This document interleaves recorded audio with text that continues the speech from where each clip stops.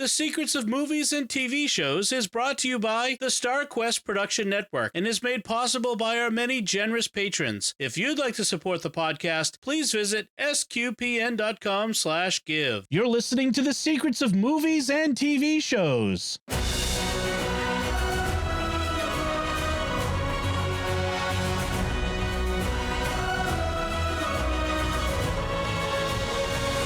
Hi, I'm Dom Bettinelli, and you're listening to The Secrets of Top Gun Maverick, where we will discuss the hidden layers and deeper meanings of this cool, awesome 2022 movie.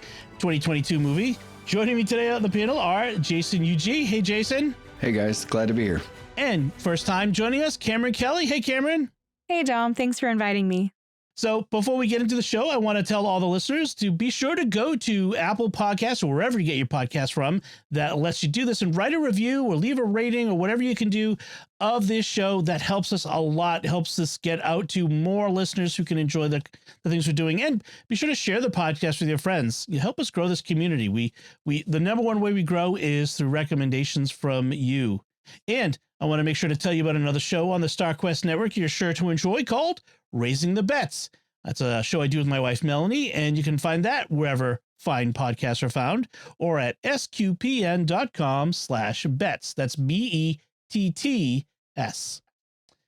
So, Top Gun Maverick. Let me give you a quick rundown recap of what happens in this movie.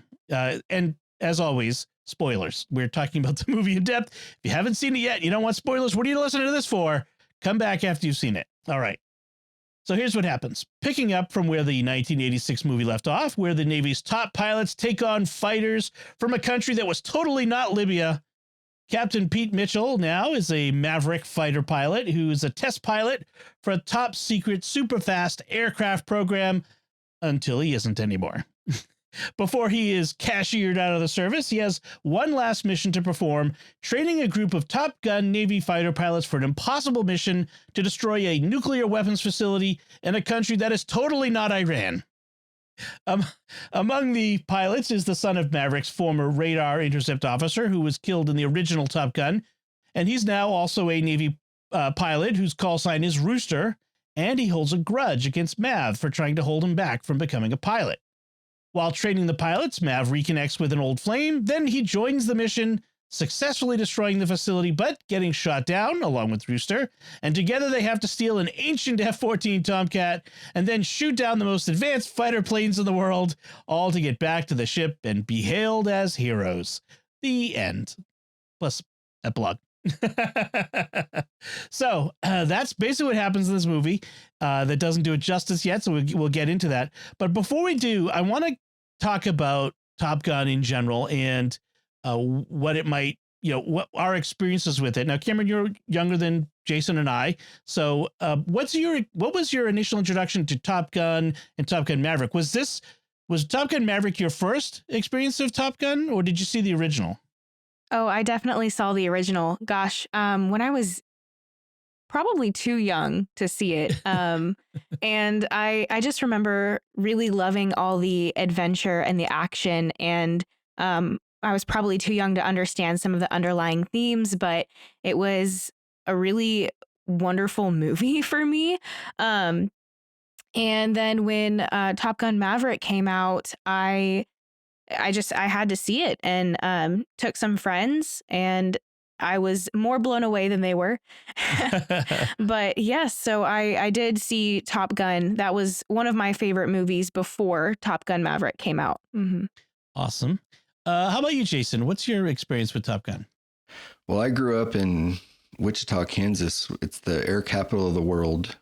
San Diego was Fighter Town, USA, but in Wichita, they build lots of corporate jets and stuff. And I grew up right across the street watching aircraft get towed across the runways and stuff. And so when Top Gun came out when I was a kid, it was just so cool. The airplanes and seeing everybody flying and the dogfights and stuff.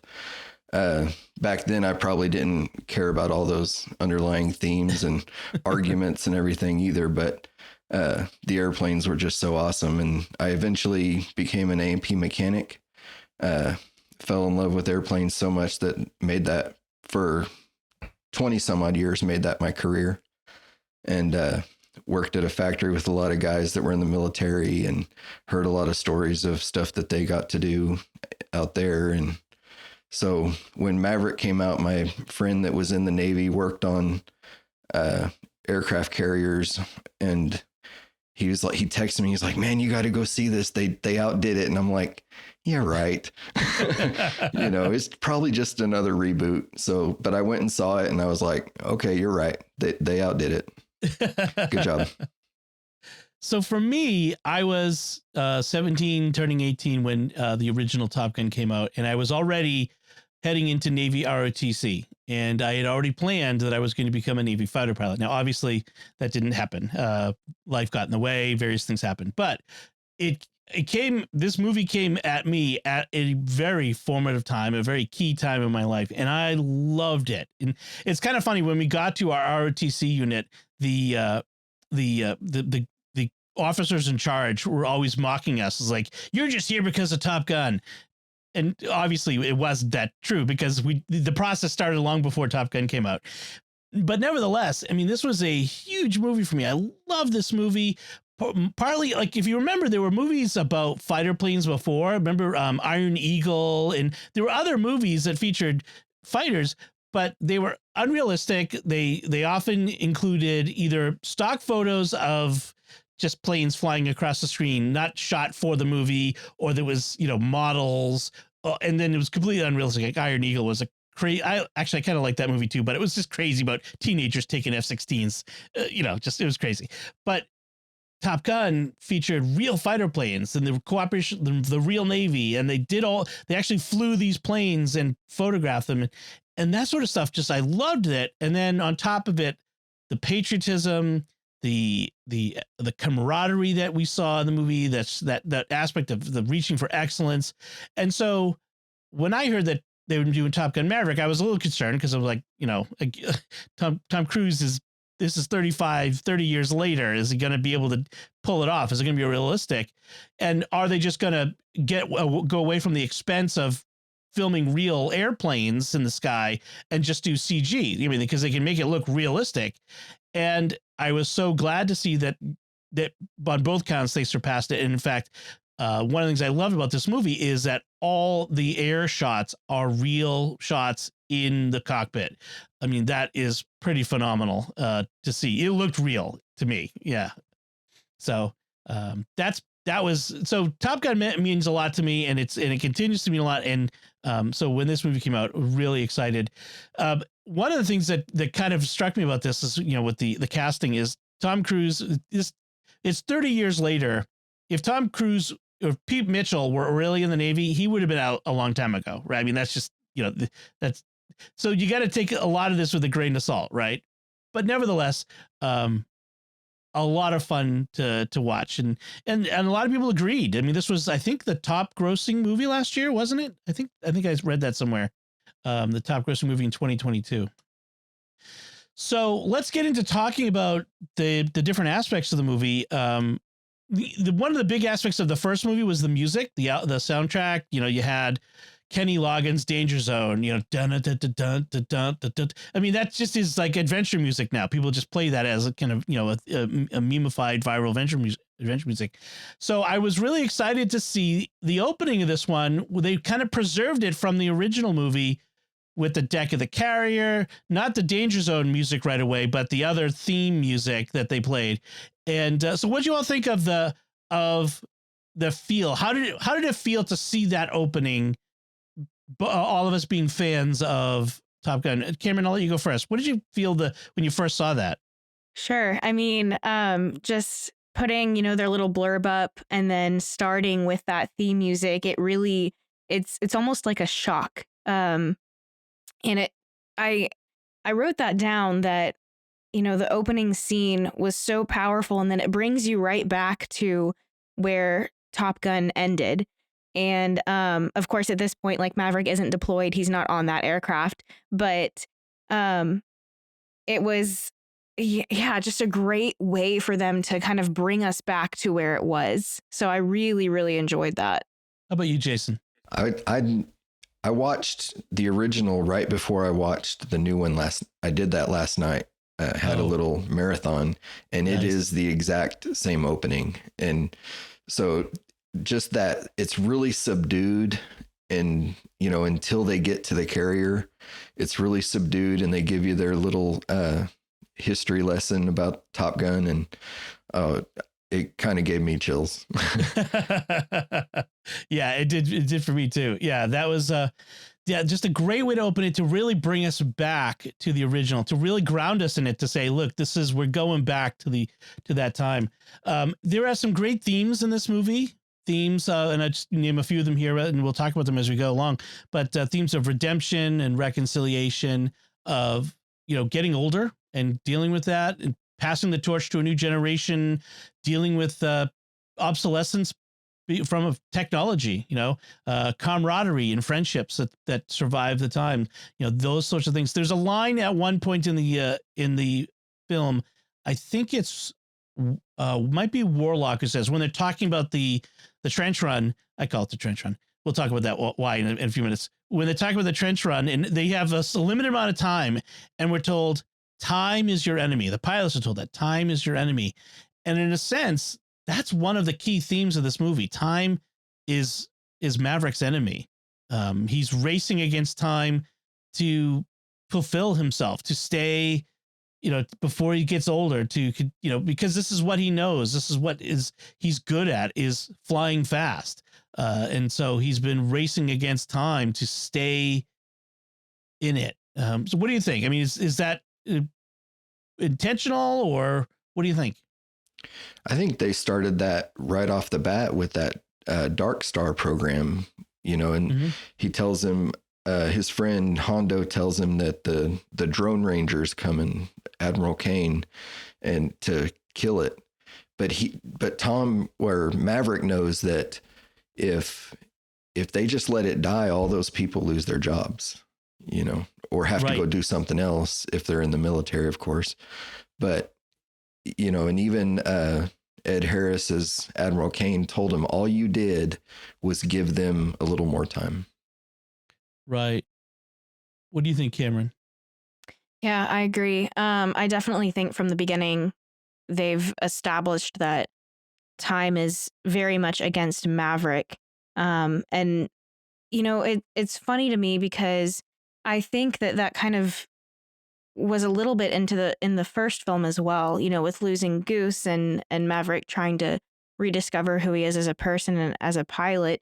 And they really carried that over into this one with the timing, the timing with Rooster and pulling his papers, the timing with Penny and reconnecting with her.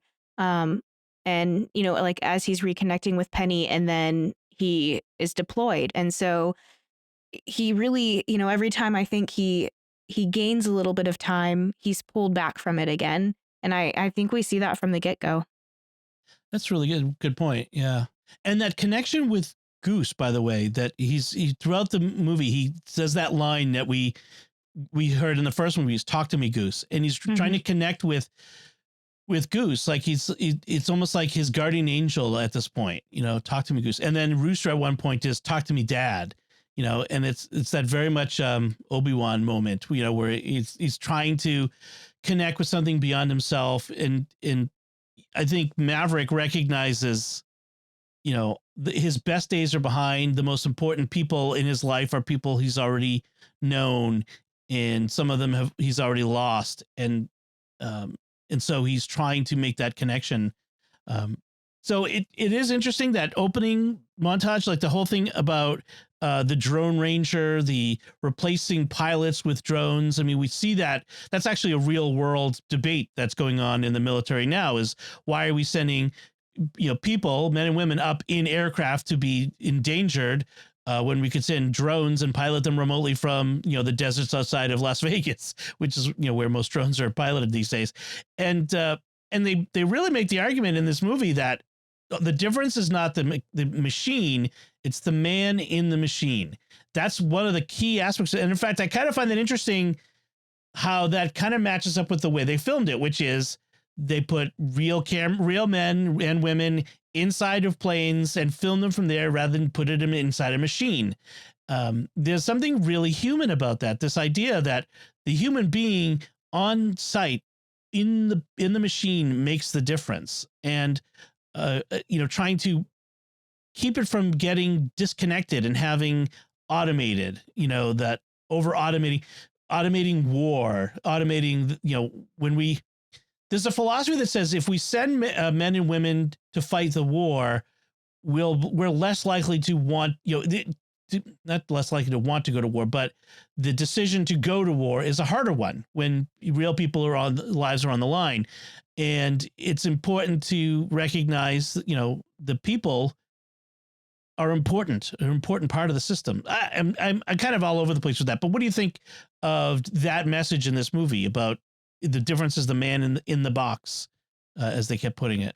Well, I've seen that, having worked in an aircraft factory, I've seen that, firsthand. I've built an airplane that can, when it's needed, they can put a pilot in the pilot seat.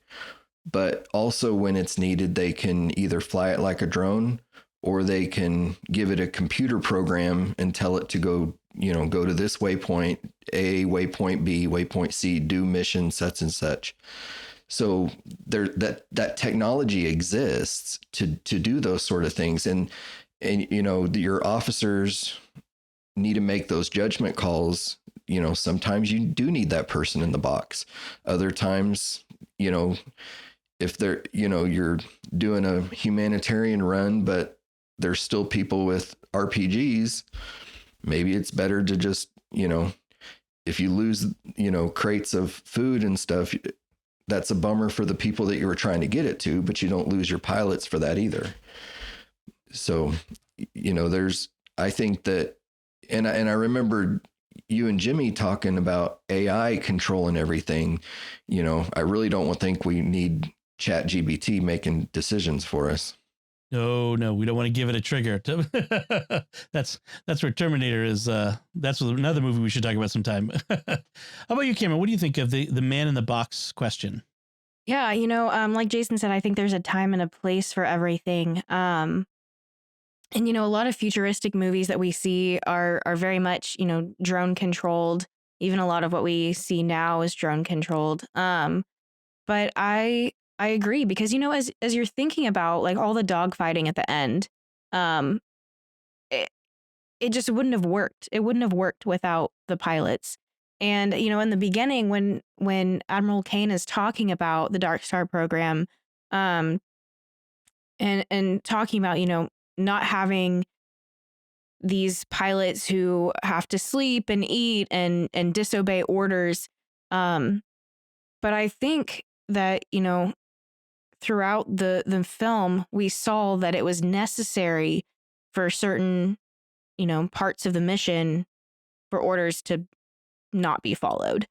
And when you have something that's running on like code specifically and only code, then it's going to go through that. And it's, it might be really difficult to change in the moment. And that comes up with the don't think, just do that Maverick keeps telling Rooster that Rooster really struggles with. So it was absolutely necessary in especially this mission, but it's also a film. So I think that it could go either way depending on what the need is.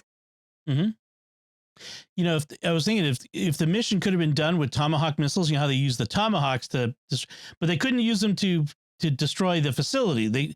And those are essentially drones, right? The Tomahawk is essentially an autonomous drone. And so they needed the person, the human element was absolutely necessary to carry out this mission. And that was, one of the key elements of this movie is to talk about like the importance of the person in the seat, in the to make the split second decisions, the life-changing life or death decisions. And so I thought that was a really cool aspect of how this humanizes this role, and, kind of makes the case that we need, at some level, we're going to need people. Yeah, I think at some point in the future, there will be drone planes, fighter jets, and there will be maybe even autonomous ones. But I think there will always at some point be someone in the air in an aircraft needed at some level. So, we mentioned we start with with this Dark Star program, this Mach 10 plane that it's over out in the desert, probably out at Area 51 or Groom Lake or wherever in some Nevada desert. Of course, Mav lives in a hangar alone. That's just working on his P-51 in his spare time. But by the way, did you know that that is actual Tom Cruise's personal aircraft? That Mustang. Yes. Yep. And at the end, he flies it. Him and Jennifer Connelly are in there. Yeah. Mm-hmm. That's wild. And I think she'd said in an interview once that it was not planned for them to actually go up in the air, just for them to taxi around. And then he decided that he was going to, take her for a little spin.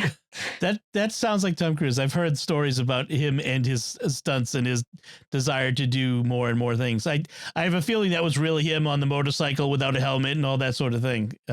Oh, yeah, absolutely.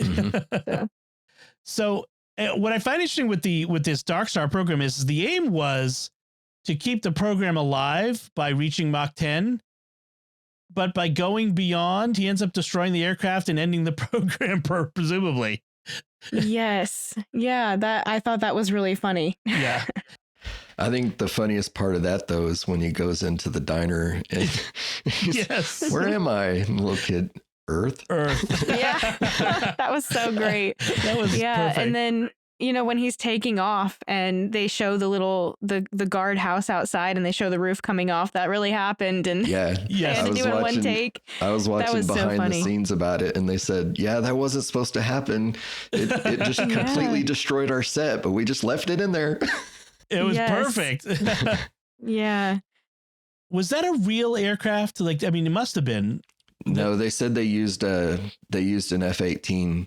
One of the Blue Angels pilots was flying it. His name was Frank Walleye Weiser. I was watching it, and he said that is one thing that they CGI'd, that he flew his Blue Angels F-18, and then they CGI'd over the Dark Star.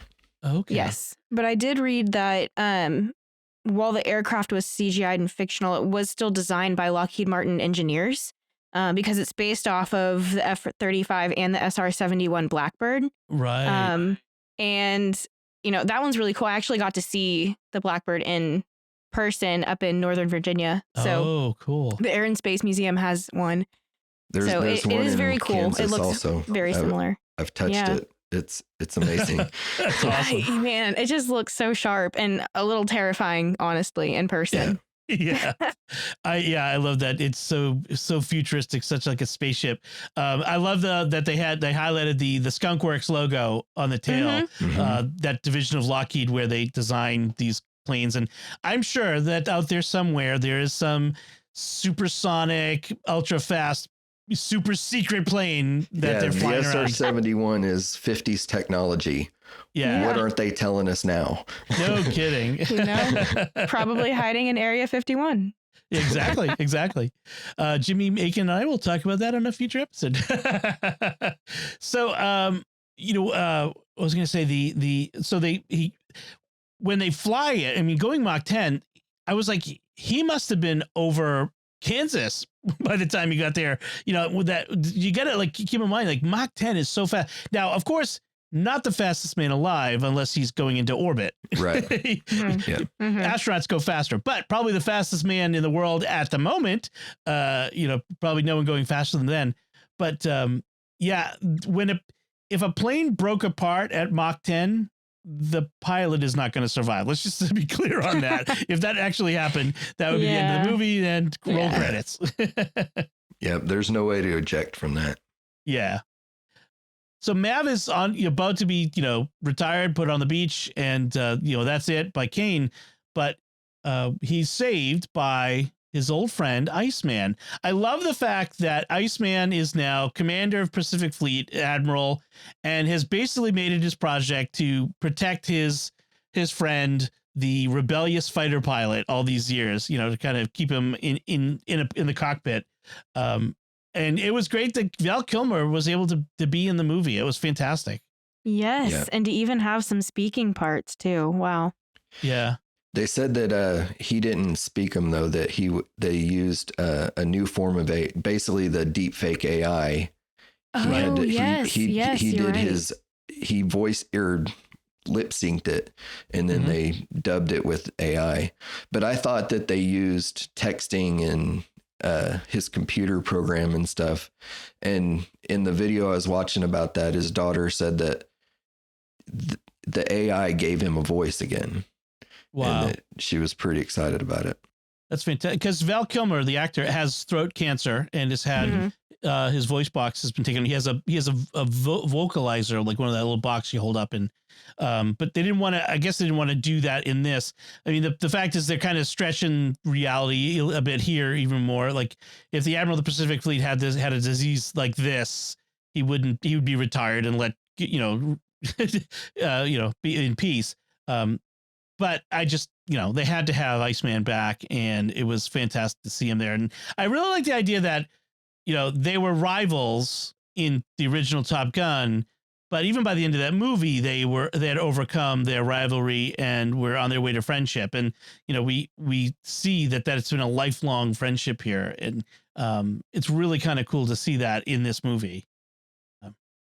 And it's Iceman's, Admiral Kazansky's wish that Maverick will teach these hot pilots to run this mission over the objections of Cyclone, which is I think he was the admiral in charge of naval air forces of the Pacific, and then Warlock was in charge of Top Gun itself. He was the head of Top Gun. So all of these pilots who had just graduated Top Gun were called back to be selected from among them to run this mission. And it's kind of funny. One of the fictions of both movies is that Top Gun is like, it's the top 1% of all pilots, and it's like competitive. Real Top Gun isn't like that, actually. The idea is we want everybody to go through fighter weapons school, that sort of thing. And it's not a competition, but it's fun to have a little bit of drama from that. But Cyclone tells Mav, this is your last posting. This is it. Whether you take this job or not, whether you succeed or not, you're done after this. So it's a very final sort of sense. We're ending things. In the original movie, it was really the beginning of his career. And here we're kind of bookending it, and there's a finality, and it lends a sort of weight to this movie. This idea of the finality of things. And, he's still a hotshot, but he's more, I don't know, more focused in some ways than he was in the original. Do you think that I'm on base there? I think he has more wisdom. I think he's more humble in, his, what he's done, what he's achieved, but also what he's doing now. So, and you can see that when he says, when Admiral Kane is like, why are you still a captain? And he says, I'm where I belong. And I think you can see that a little bit there. Yeah. It's kind of like Captain Kirk in Star Trek, or Captain Picard, and all these like Star Trek captains who are way too old to be captain of a starship. But, for dramatic purposes, we want them in the center seat. But, for reality, they should have been made admirals and retired long ago. And I think it's the idea is, Maverick would be wasted in an admiral's office. He's a pilot through and through. Yeah. So what did you think of the addition of Penny as the love interest? Does the whole romantics element add or detract from the movie? Do you think it's a sort of a throwaway? What do you think? Is it integral to the movie? What do you think of that? I think it helps show his humanity a little bit. I mean, when Cyclone's saying, the mission is all that matters, and Maverick saying, and coming home, don't forget that part. Right. And, so the romance part of it, I think, just helps add to his humanity and show that, he does care about other people. It's not just him, and I think there's a contrast to the original where it kind of was all about him, and the romance was at least started out as more of a conquest. And, but, I think as that movie went on and he lost Goose, he had to show his humanity. This time it's to show right off the bat, he's a human. He cares about other humans. And It's not just the mission. Yeah, that's a good point. What do you think, Cameron?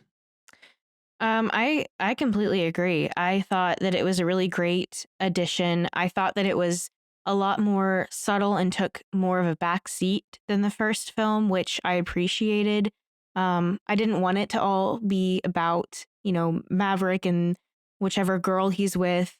I liked that we touched more on Maverick as this redemptive, father figure type who has to learn to let go of things and be more human. Yeah, I thought that it added, definitely.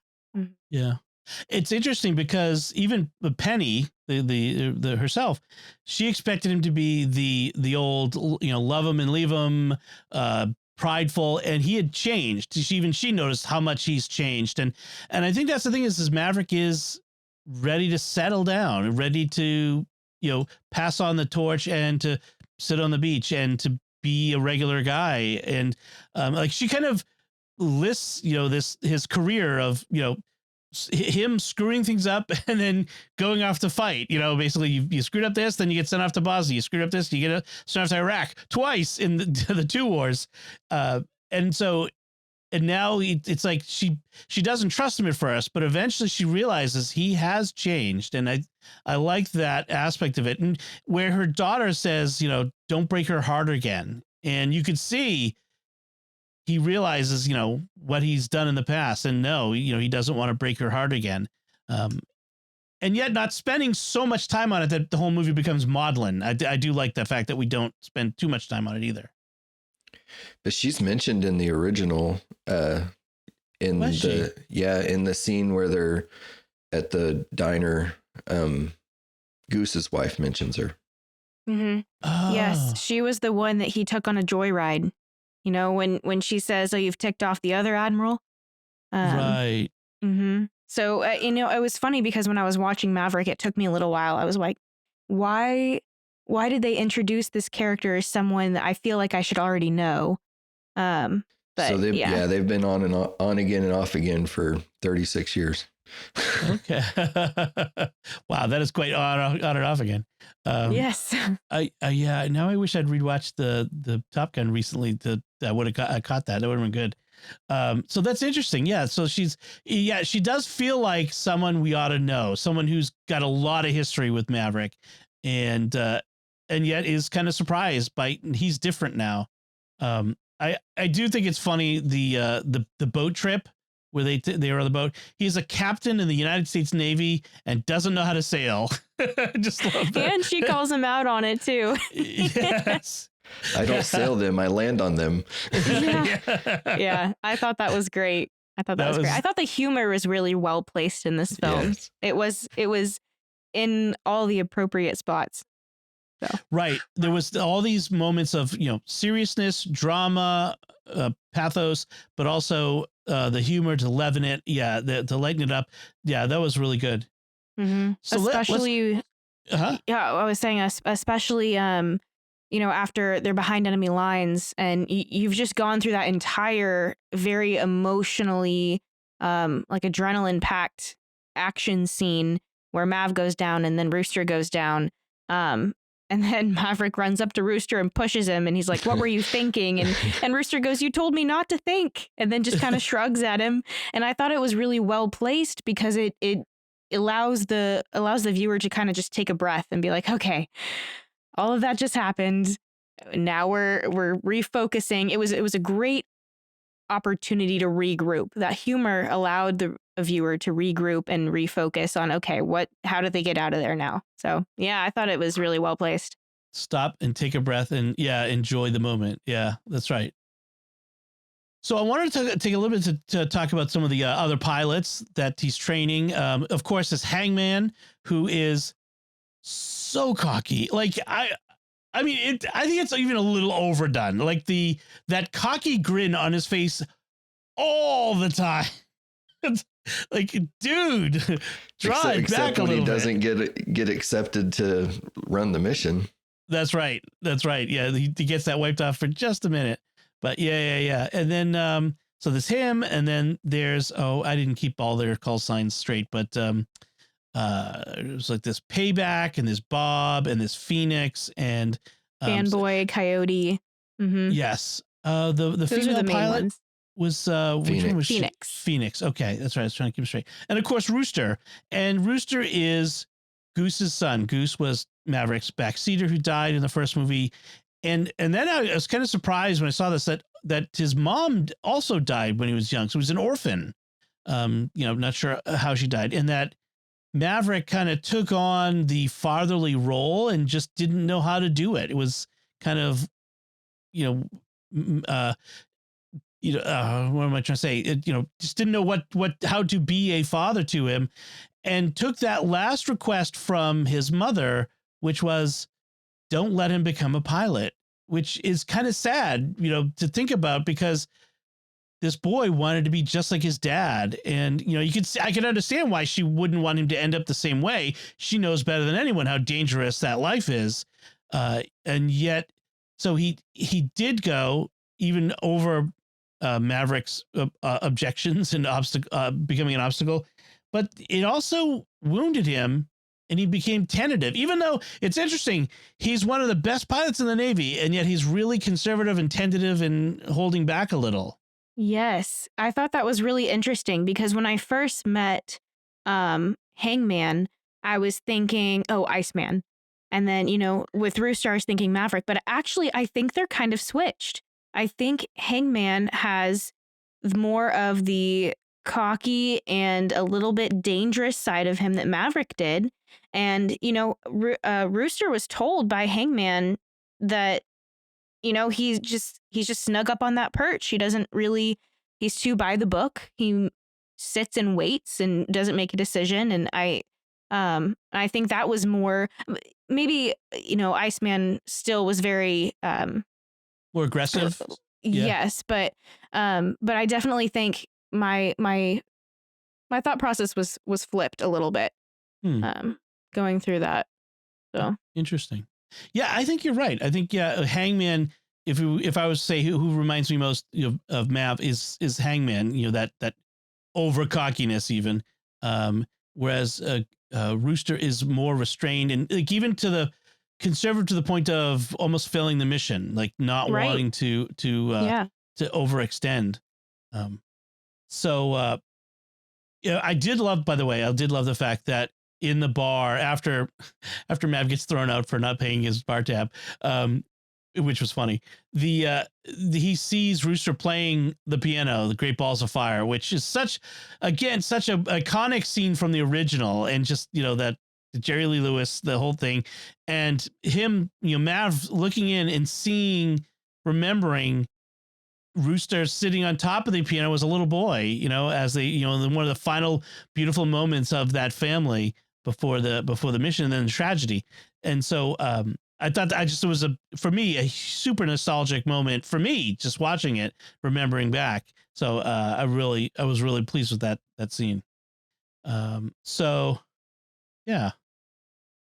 So we get to the training missions, and I love that first dogfight where he's assessing them. He kind of like flies through them, and they don't expect him to be there, and it is just a crazy showing them that they're not as hot shots as they think they are compared to his skill set, which is really nice. It kind of reminds me a little bit of the original. We had Tom Skerritt and Michael Ironsides doing the same thing to them in the first dogfight, kind of taking them down a peg.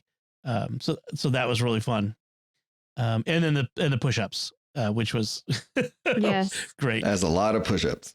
That is a lot of push-ups. Oh my gosh. They said 200 and I was like, I can do 5. Exactly. I thought the character of Hondo was interesting. I'm not sure, like, was he like plane captain? Like he seemed to be just like there for Maverick in every turn. Like he's like an aide. I don't know what he was. Why was he involved in the Dark Star and then ends up back at Top Gun right there with him? That didn't make a lot of sense. Yeah, I was wondering that too. I mean, I understand he had a role within the Dark Star program, but for him to come to Top Gun with Maverick, I I'm not sure. It seems to me that he was more just of a kind of a friend, like one of those reminders, one of those kind of anchors, to keep Maverick grounded a little bit. But Yeah. I wonder, like captains often, especially ship captains, will have like a personal aide, like a, not a secretary, but an aide to camp, it might be called. I wonder if he was that kind of role. They didn't, I mean, I'm fine that they didn't spell it out. It's fine. Just he was there, but it was kind of a fun little side character there.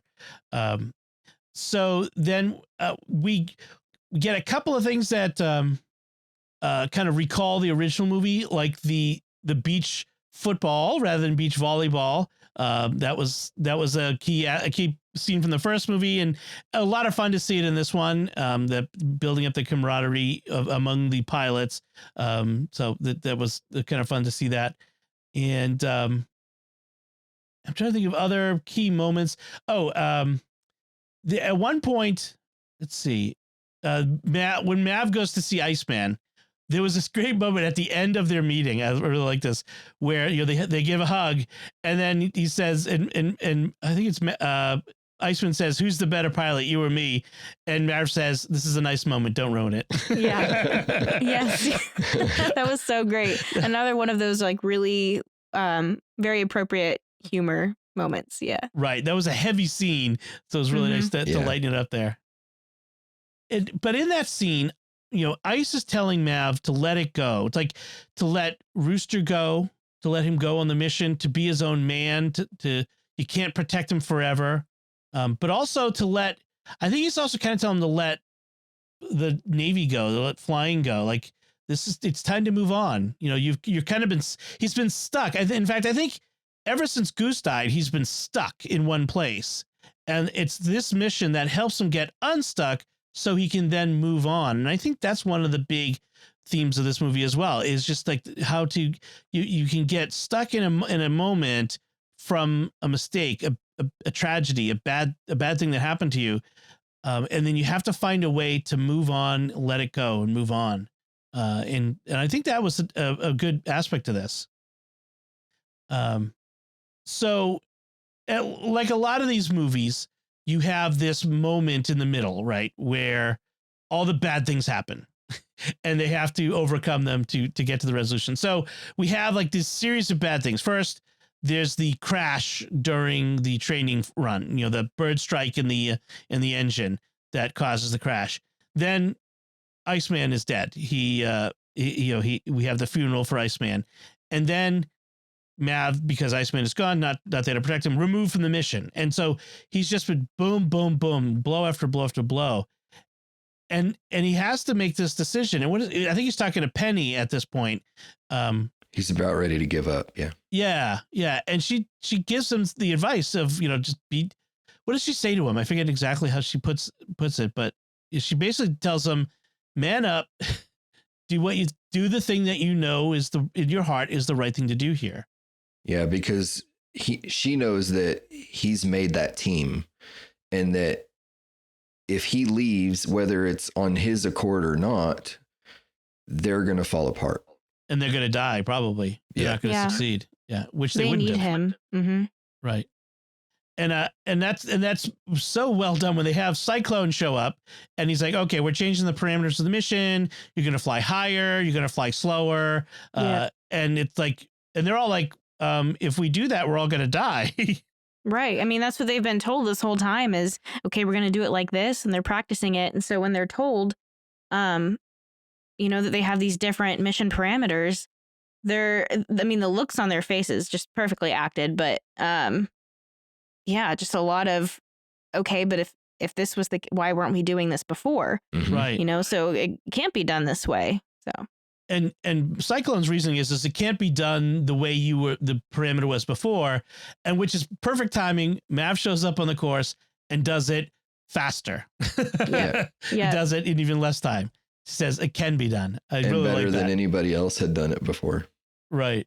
Yeah. So let's talk now about the Star Wars aspect of this, because the run is the Death Star, right? You've got a Yes. trench, you've got cannons or SAM on the trench, you've got fighters or TIE fighters waiting for you.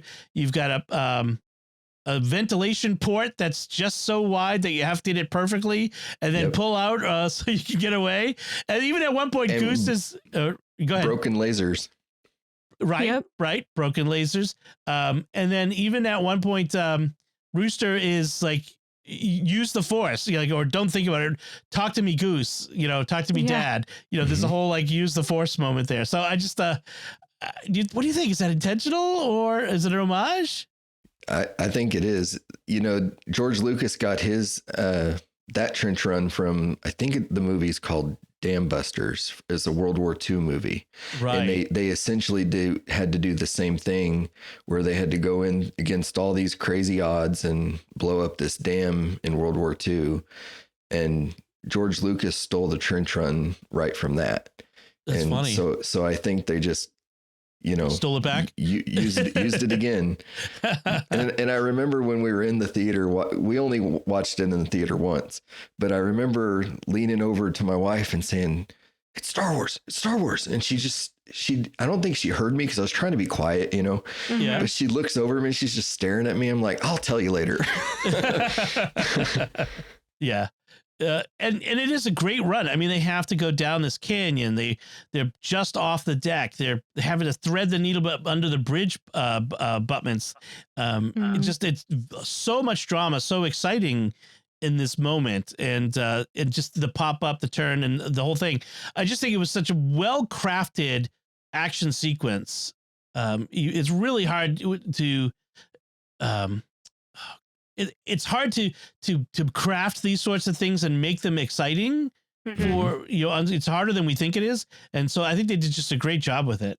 And I think honestly, the shots and I mean, the cinematography, they were all there to make you feel some certain emotion. I mean, so when all four of them leave the carrier and you kind of see them heading off, that, you know, you start to get this little tense feeling in your stomach of, okay, this is happening. That in combination with the music in the background, and then when Maverick makes the decision, dagger attack, they send the missiles, and then now they're in attack formation, and you see those planes 1, 2, 3, 4 right on top of each other. I mean, that was just, I don't know why it was such maybe emotional isn't the correct word, but it just hits you. I mean, I just felt so, and it kind of goes back to the theme you were saying of patriotism. I just felt so much pride for, you know, the U.S. military in that moment. And I think we're all worried about them because in the original, they didn't shy away from losing somebody. Yep. So it wouldn't have been unthinkable for them to lose somebody in that battle.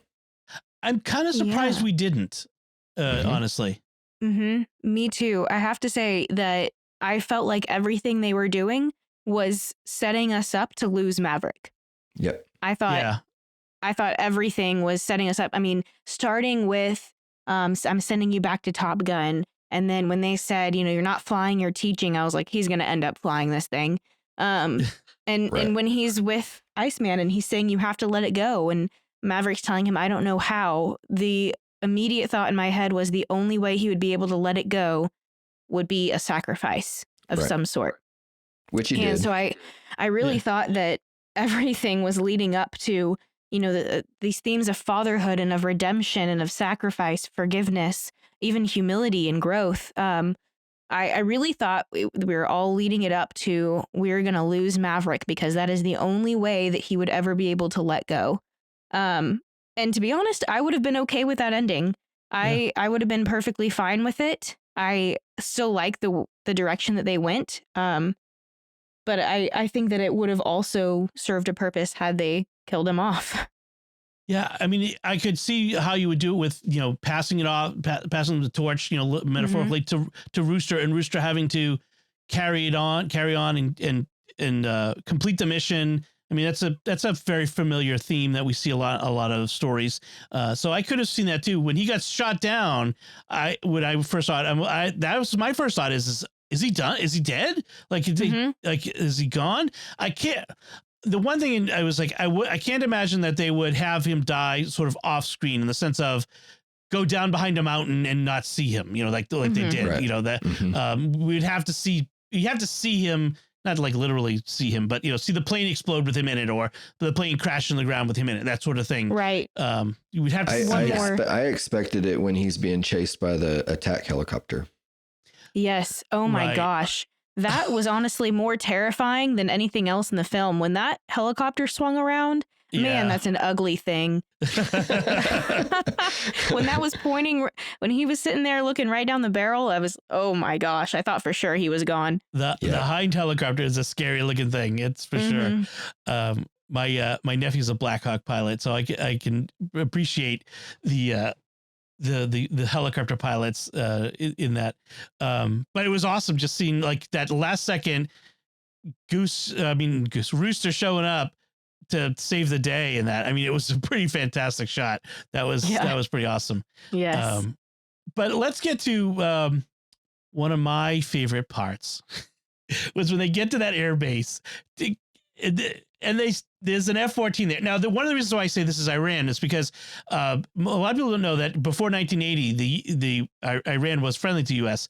and they were the only other country then, other than the U.S., that had F-14s. That we had sold them F-14s. And so after the Iranian Revolution, they actually had F-14s. The thing is they couldn't fly them because they couldn't get spare parts, and the planes, you have to get a lot of, they go through a lot of spare parts.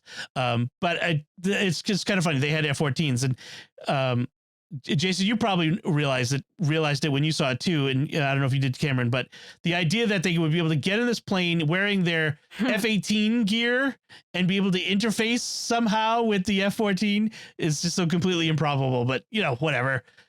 Maverick in an F-14, it had to happen in this movie. To get him to be able to take off on that itty bitty little runway without a catapult, that was iffy. but for him to be able to start it, taxi it, no problem. I'm right there. Yeah. But to dogfight 5th gen, oh my gosh. Yeah. There's no way. No. Yeah. And I think they compromised a little bit with the when it broke off the front landing gear. I thought they were like, okay, we'll give you this. That's right. You can't get off the ground totally unscathed. So yes. Yes. I mean, and then he got them to kind of shoot each other. And I mean, he used some clever tricks. Although I have to say that maneuver that enemy fighter did where it kind of did, I don't know how I would describe it. Just kind of, it was wild. A lot of those aircraft have what's called thrust vectoring, and they can just do some weird stuff. It seems physically impossible. Yeah. Yeah, exactly. I mean, some of the F-35s and some of the new Russian ones also have. I think that one was Russian. I think that it was a Su-70. I think it was called. Yeah. Yes. I might be mistaken on the last part of that. I'm sorry. But I won't hold you to it. So you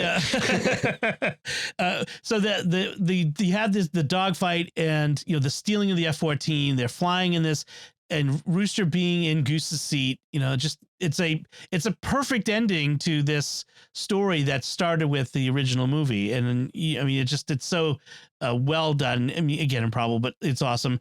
And we have this return to this moment where it's the man in the box, not the machine, that matters, and it's the skill of the pilot. Exactly. And that's one of the things I think our own military says in the Air Force and the Marines and the Navy. They talk about, like, it's not just that we have better planes, because in some cases we don't, but our pilots are better than anyone else in the world, and it's entirely possible to say that. It's entirely true. And there could be a point of pride in the guy sitting in the 5th gen. They're like, oh, well, we got this, no problem. And then they don't realize what somebody can do in there. Yes, that's true. And then of course Hangman comes in and saves the day at the last second, which was fun to see that. Um, and he does say, Mav does say to Rooster, "Thank you for saving my life," and he responds, "It's what my dad would have done," which is a beautiful moment. And then we land back on the carrier, and he ends up back. It's interesting. He goes back to the bar, Penny's bar, and she's gone. So we have this whole epilogue of going back. She's gone on a sailing trip with the daughter, and you kind of get the sense that he's like, okay, you have to accept she's decided not to wait for me to move on without me, and he goes back to the plane, the hangar in Nevada, and that's where they show up. So it was I thought that was interesting. What do you think that was about? What Penny was doing. Was she just kind of accepting and moving on just in case he didn't come back? What did you think? I think she couldn't handle being there and being around all of these Navy guys who are in her bar all the time and everyone who's there.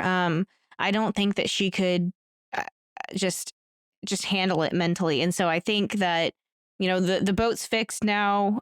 She can pull Amelia and go and kind of just refocus again and not think about it, because if she stays there, all she's going to do is obsess about it and worry about it. And I have no idea when he'll be back stateside, if he'll be back at all, if he'll survive. Their goodbye on the beach was very very gosh, almost final. Yes. Yeah, there was a sense of finality to it. And but in a really beautiful way. Like, no words were said.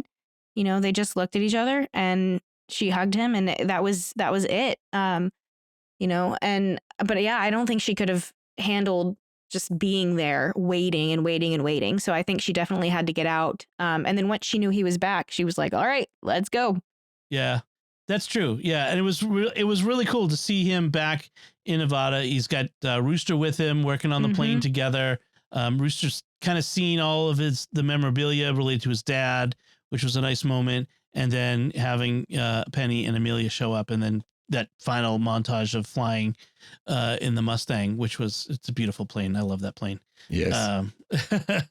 So any final thoughts, anything we didn't touch on that you wanted to make sure we hit, Cameron? Anything that you wanted to say? Really just loving this theme of humility that's kind of come from everything. And especially I think regarding Hangman, he started off, and I really liked the kind of the going back to the first film when Bob was saying, why do they call him Hangman? And Phoenix was telling him, because he'll always leave you. And then Maverick goes, leaving your wingman. I've never seen that before, because that was something that Mav had a problem with, which is why I was saying that, there's a little bit of connection there. But Hangman is really humbled in a couple moments. One where he's the one who throws Mav out, and then when he's introduced as their instructor, he's kind of like, oh crap, So that's one, more of a humorous one. And then the other one when he's not chosen and he's sitting out there and he's saying like Dagger Spare requesting to assist, and they tell him no, and he has to sit there still. And it kind of makes me wonder, because we see him come in and save Mav and Rooster. It kind of makes me wonder if he got permission to launch off the carrier. He would have had to, because the catapults he doesn't control those. Yeah. Well, but it's funny. I thought it was funny that we didn't get to see that. That it was just, he had to sit there and wait. And I think it was a very humbling experience for him. Especially when he was telling Rooster beforehand, he shook his hand, told him, give him hell. And then afterwards when they come back, and it's very much a reunion like Maverick and Iceman in the first film. So I really liked a lot of that surrounding, like the dynamic between Hangman and Maverick and Rooster, all three of them. Yeah. I like that moment when he tells Rooster, give him hell. There's not a lot of talking. There's not a lot of emoting and, hey man, I'm sorry I was a jerk to you. But it doesn't have to be said. They just, give him hell. He knows what he means. They know that we're good. just go do your job. He doesn't say good luck. That's a terrible thing. Pilots are very suspicious. Don't say that to them. That sort of thing. You just give him hell, and and that's it. Yeah, I agree. I think Hangman is an interesting character in this. To see his journey. Jason, how about you? Any last thoughts? I'm just so glad that they put those actors in the cockpits of those aircraft. And as I was studying up for this, I found out that they had to film themselves, like sitting in that cockpit. They had to touch up their own makeup and pay attention to, eye line and all these different things that, normally the cinematographers and all the crew members do. And the director said that once he told them, do this, when they're sitting on the tarmac. And then when they went up in the aircraft, he didn't know how it would turn out till they came back. Wow. And there was one scene where Rooster, Miles Teller, wasn't strapped in enough, and they went inverted, and he hits the top of the canopy with his head, which very reminiscent of his dad. I mean, that's how Goose dies, right? But it wasn't supposed to happen that way, and they just left it in the movie because it made sense to it. Oh. And I also found out that it cost them $11,000 an hour to fly those airplanes. For every airplane, it was and that's a steal. They said on average it's 30 to 40,000 per operating hour to maintain and fly those. Yep. That's crazy. I heard that. It is wild. Yeah. So for me, I just, as we wrap up, I'd love for them to make a Top Gun Rooster. That'd be kind of fun to follow the career and adventures of Rooster and the other pilots without Mav. I think that would be interesting to see. I think Miles Teller is an excellent actor. I've enjoyed him in several different things, and I would enjoy seeing him to do more of this. And I think this is a worthy part 2 to Top Gun. I mean, I really feel like these are 2 parts of a single story, and I was afraid that this was going to be an exploitation of the nostalgia of all the Gen Xers who saw, who loved Top Gun when it came out, but it wasn't. It was so well done. I mean, such an excellent movie. It got nominated for Best Picture. Obviously, a lot of good competition out there, but the fact is it's a really great movie, and some really, as you've heard, some really great themes. So I'm really happy to have been able to see it and to talk about it with you all. So I think we'll wrap things up there. We want to take a moment to thank our patrons who make it possible for us to create the secrets of movies and TV shows, including John, Mary Claire L, Don G, Jordan S, and Maximilian S. Their generous donations at sqpn.com/give make it possible for us to continue the secrets of movies and TV shows and all the shows at StarQuest. And you can join them by visiting sqpn.com/give. So that's it from us this time. We'd love to hear what you thought of Top Gun Maverick. You can let us know by commenting on the show at sqpn.com/secrets, at the StarQuest Facebook page, or send us an email to secrets@sqpn.com, or visit the StarQuest Discord community at sqpn.com/discord. Until next time, Cameron Kelly, thank you for joining me and sharing the secrets of Top Gun Maverick. Thanks, Dom. Thanks so much. And Jason Eugea, thank you as well. Thank you for letting me talk about it. It was fun. And once again, I'm Dom Bettinelli. Thank you for listening to the secrets of movies and TV shows on StarQuest. And remember, talk to me, Goose.